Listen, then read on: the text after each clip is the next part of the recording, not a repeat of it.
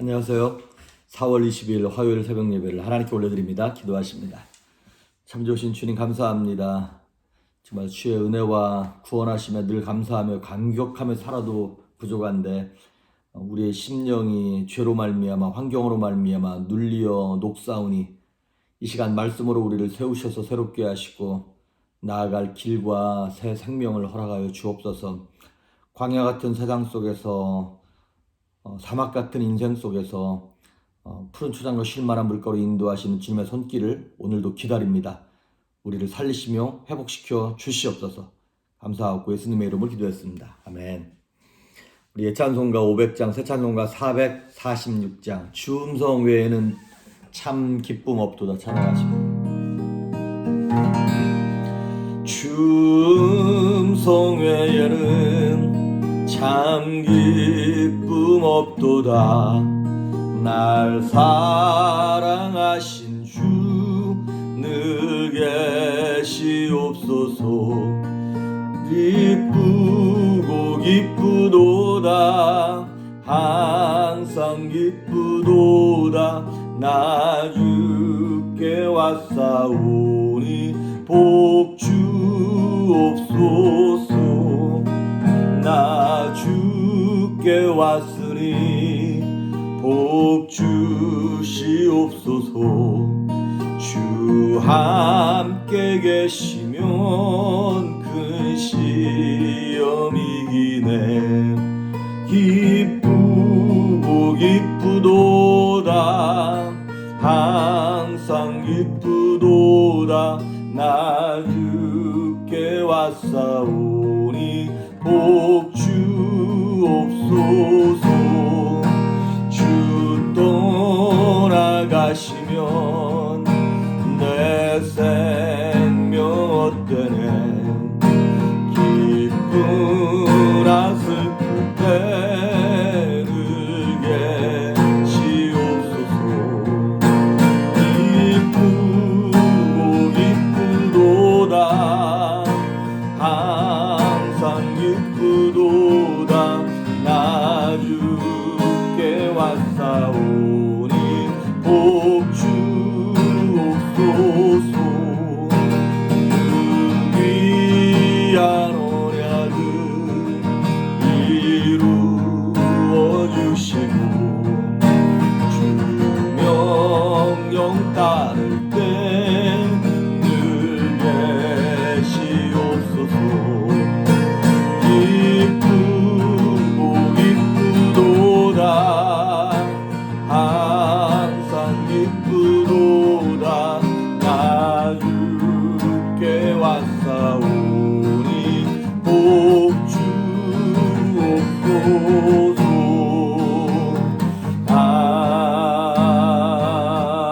아멘. 아멘.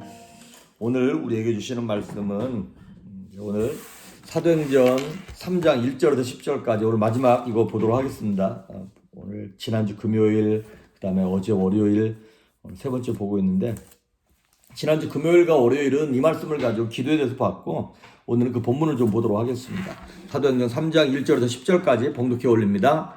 제9시 기도 시간에 베드로와 요한이 성전에 올라갈새 나면서 못 걷게 된 이를 사람들이 메고 오니 이는 성전에 들어가는 사람들에게 구걸하기 위하여 날마다 미문이라는 성전문에 두는 자라. 그가 베드로와 요한이 성전에 들어가려 함을 보고 구걸하거늘 베드로가 요한과 더불어 주목하여 이르되 우리를 보라 하니 그가 그들에게서 무엇을 얻을까 하여 바라보거늘 베드로가 이르되 은과 금은 내게 없거니와 내게 있는 이것을 내게 주노니 나사렛 예수 그리스도의 이름으로 일어나 걸으라 하고 오른손을 잡아 일으키니 발과 발목이 곧 힘을 얻고 뛰어서서 걸으며 그들과 함께 성전으로 들어가면서 걷기도 하고 뛰기도 하며 하나님을 찬송하니 모든 백성이 그 걷는 것과 하나님을 찬송함을 보고 그가 본래 성전 미문에 앉아 구걸하던 사람인 줄 알고 그에게 이르되 그에게 일어난 일로 인하여 심히 놀랍게 여기며 놀라니라. 아멘. 자, 오늘 이제 베드로와 요한이 기도가 습관이 되고 기도가 능력임을 깨닫고 이제 성전에 가서 날마다 시간을 정해서 기도했죠. 근데 올라가다가 2절에 보니까 나면서부터 못 걷게 된 사람들이 이제 메고 이렇게 성전 문 앞에 놓고 구걸하던 사람이 있었던 거예요. 근데 이 사람이 어떤 사람이냐? 날 때부터 안진뱅이였던 거죠. 그리고 나중에 사도행전 4장 20절에 보면 22절에 보면 이 사람의 나이가 약 40세 그러니까 40년 동안을 평생을 못 걷던 사람이었던 거예요. 근데 이 사람이 성전 미문이라고 하는 그 문이 여러 개가 있는데 그 중에 미문 뷰티풀 게이트라고 하는 아름다운 문 앞에 앉아서 성전 앞에 있었지만 한 번도 성전에 들어가 본 적이 없는 거예요. 이 사람은 이제 성전에 들어갈 때 이방인 못 들어가고 장애가 있으면 못 들어가고 이런 이제 그런 요건들이 있었거든요. 그러니까 하나님의 은혜가 흘러넘치는 성전 앞에 있었음에도 불구하고 그 은혜를 경험하지 못했던 사람인 거죠. 한마디로 말하면 인생을 포기했던 사람, 그리고 자신의 질병과 좌절과 절망을 자신의 부정적인 형편을 운명으로 받아들이고 살았던 그런 사람이죠. 마치 우리랑 똑같습니다. 죄로 말미암아 슬퍼하고 아파하고 우울하고 죽기를 무서워하여 평생에 매여 종노릇하는 우리 죄악된 인간들의 모습이 바로 이 안진뱅이의 모습과 똑같은 것이죠. 더군다나 아까 봤던 것처럼 성전 미문 그 뷰티풀 게이트라고 아름다운 문인 거예요. 여기가 왜 이 사람이 왜 여기서 이러고 있었냐면 문이 아름답고 예쁘기 때문에 많은 사람들이 이 앞을 왕래하는 거예요. 그 아름다운 미문 그리고 많은 사람들이 왕래하는 앞에 이 사람이 늘 앉아서 구걸하고 있었으니까 그 비교되는 초라함, 좌절, 절망 이런 것들이 얼마나 컸을까. 성전 앞에 살았지만 성전과는 전혀 상관없이 살았던 그 사람. 우리 교회도 보면 많은 교회들 안에 그런 사람들이 있잖아요. 교회는 왔는데 믿음 안에는 들어오지 못한 사람들. 말씀은 듣는데 그 말씀이 나를 변화시키지 못하는 껍데기 같은 인생을 사는 사람들. 자, 이 사람에게 필요한 것은 과연 무엇일까요? 뭐 이전보다 어제보다 좀 더 많은 국어를 해가지고 더 많은 동량을 받는 거? 아니면 그 동량 깡통 이거를 좀 더 뭐 좋은 깡통으로 바꾸는 거? 아니면 뭐 자기가 밤에 덮고 잘 옷이 없으니까 좀 더 따뜻한 모포가 필요한가? 사실 이 사람은 이미 모든 소망을 잃어버린 사람이죠. 그러면서 베드로와 요한을 쳐다보면서 무엇을 얻을까 하여 그냥 어제보다 조금 더 나으면 괜찮은 인생을 사는, 그래봤자 지옥 같은 인생을 살고 있는 거잖아요. 그런데 이 사람을 지나가면서 3절과 4절을 보니까 베드로와 요한이 성전에 들어가다가 이 사람을 주목하여 딱 본 거예요. 그리고 우리를 보라 이렇게 얘기하고 있어요. 우리를 봐라. 참, 이 구걸하던 사람은 평생 땅만 바라보던 사람이었고 사람들만 바라봤던 사람이었고 은과 금만 쳐다봤던 사람인 것이죠. 그런데 어느 날 베드로와 요한이 우리를 봐라 이렇게 말씀하는 거예요. 자, 거기서 말하는 우리를 보라는 얘기는 진짜 베드로와 요한 우리가 너한테 뭘 줄게 이것이 아니라 말씀을 봐라. 하나님의 은혜를 좀 쳐다봐라. 십자가를 봐라. 이 얘기였던 것이죠.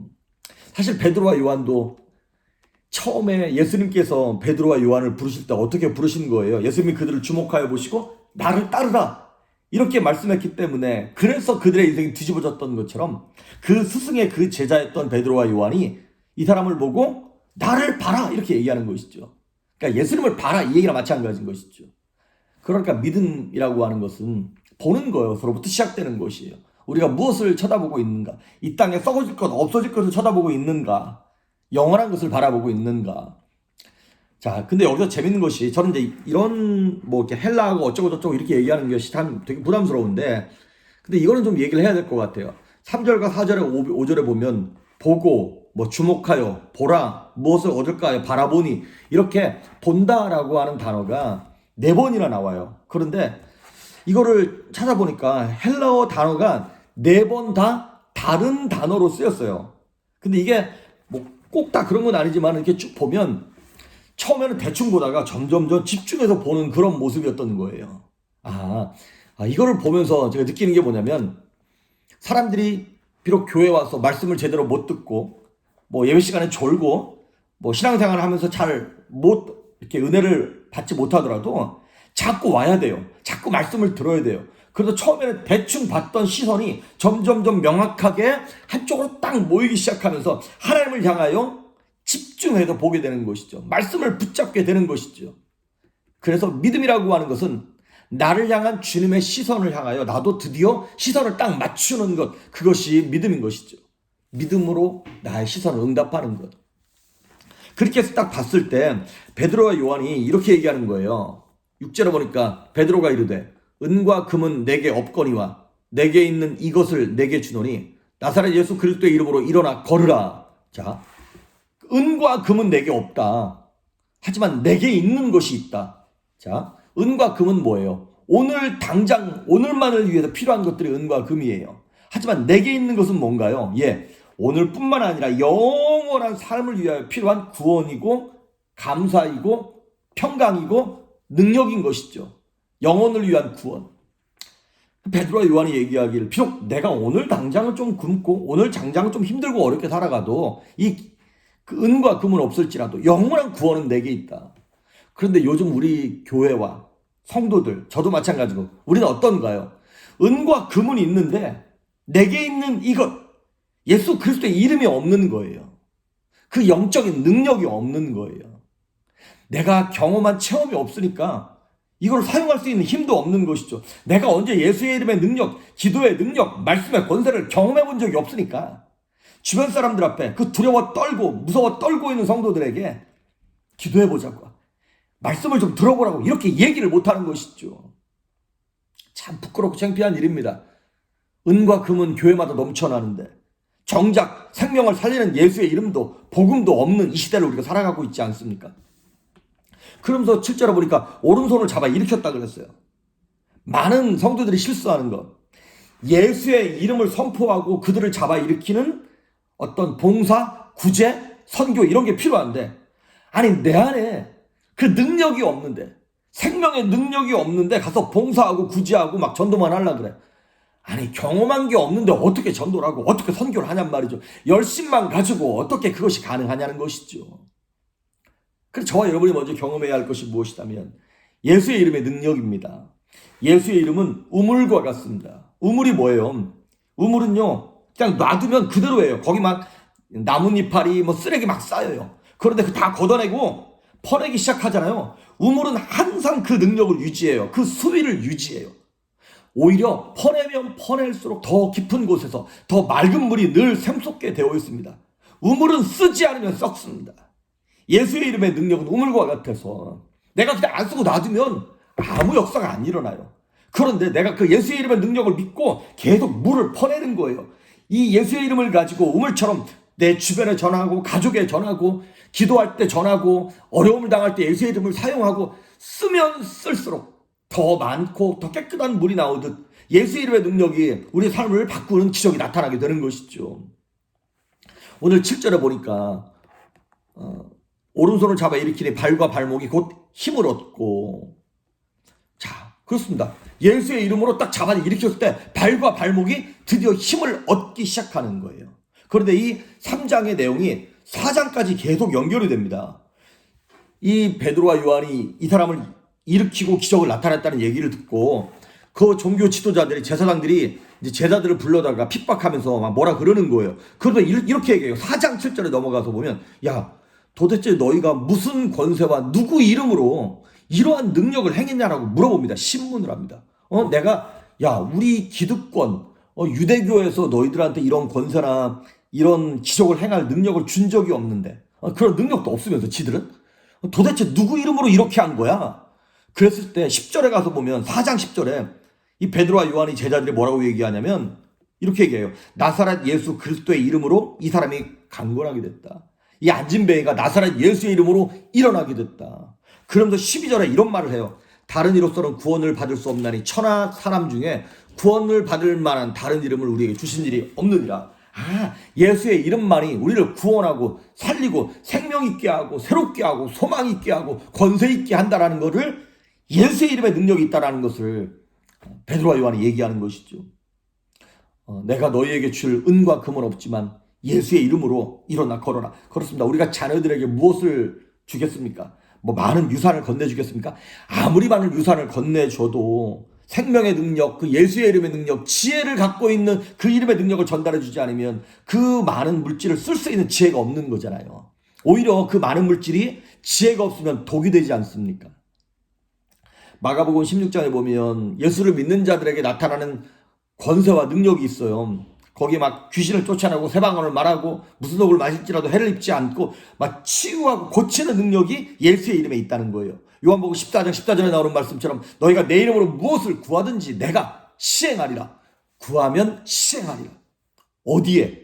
예수의 이름으로 구할 때만 가능하다는 것이에요. 예를 들어서 제가 제 아들한테 주민아 어디 가서 아빠가 얘기하는데 그분한테 가서 이 책 받아와 그랬을 때 제 아이가 가가지고 우리 아빠가 달래요 책 달래요 그럴 때 그 책을 내주는 것처럼. 근데 아무한테나 가가지고 달라 그러면 그거 안 줄 것 아니겠어요. 그러니까 그 이름의 능력을 가지고 나아가는 사람들, 예수 이름의 권세, 그거를 가지고 세상에 나가서 항상 우리가 귀신을 쫓아낼 때 뭐라고 쫓나요? 나사렛 예수 이름으로 귀신아 나가라 이렇게 얘기하는 거잖아요. 예수의 이름으로 안진뱅이를 일으키고 예수의 이름으로 환경을 명령하고 세상을 명령할 때 기적이 나타나는 줄 믿습니다.